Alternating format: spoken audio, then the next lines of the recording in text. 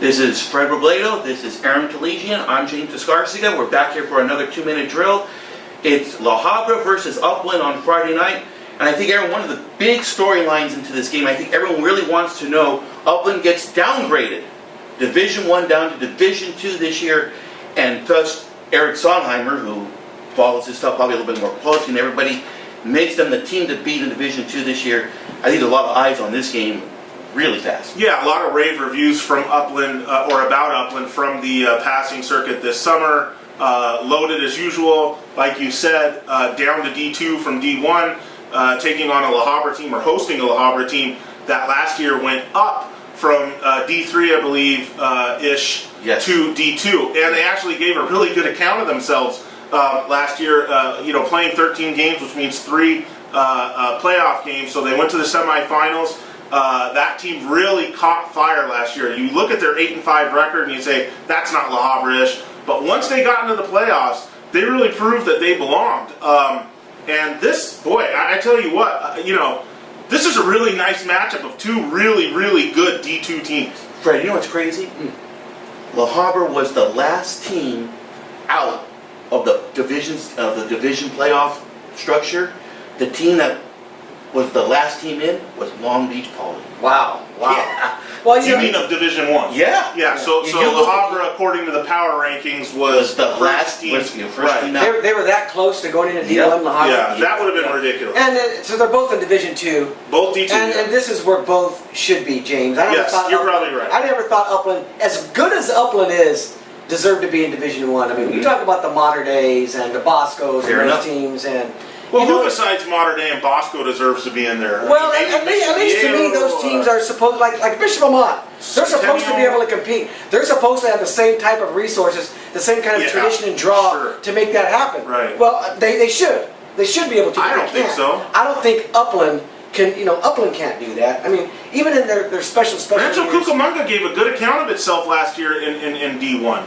So, I'm not so sure about that, but, I digress. Yeah. One thing, Aaron, I think we cannot stress enough, there's really good coaching going on both sides of the field. You have Tim Salter, a longtime head coach at Upland, and Frank Mazzota, truly one of the best coaches in Southern California. I don't think he gets enough credit. This is one of the best games out of the gate the Friday night, James. There's no doubt about it. I mean, La Habra, and you just talked about Upland, how great they're. La Habra, every single year they play this type of schedule. Every single year they're in all of these games. They've proven over the last decade, maybe a little longer, they're as good as anyone pound for pound in the Southern section. When I say pound for pound, I mean whatever division you've placed them in, that's fair. They've been able to compete in that. And one thing is, in their preseason, they may go 500, but the next thing you know it, Aram, it's week 10, they're leading in the Freeway League, and the next thing you know it, they're a high seed in the playoffs. That's coaching. Yeah. That's coaching. Mazzotta, like we said, one of the best around. This program has really reloaded. They got arguably La Mirada's best offensive lineman, Tyler Casados, now is at La Habra. He's got an offer or two.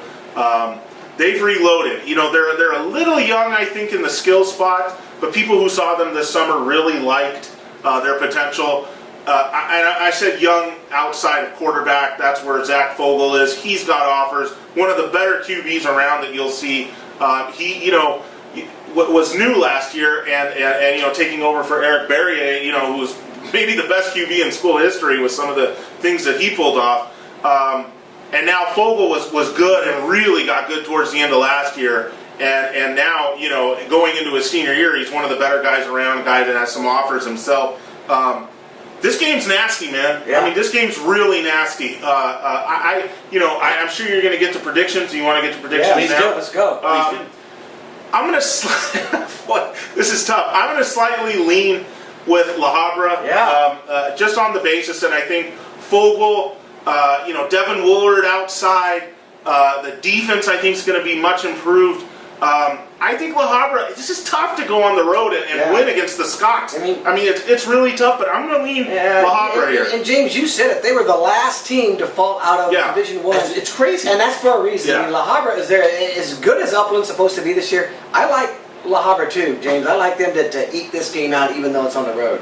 It's just fascinating. I just cannot... and I even told this to Frank Mazzota. I ran into him over the summer, and I told him, it's crazy. Your team was the the last team out. I mean, Yeah. it would have been over Long Beach Poly of all schools. So, wow, it's amazing. It's La Habra versus Upland on Friday night. Make sure you follow these guys on Twitter and on our blogs on the San Gabriel Valley Tribune and the Whittier Daily News blogs on Friday night. It's a great matchup, La Habra versus Upland.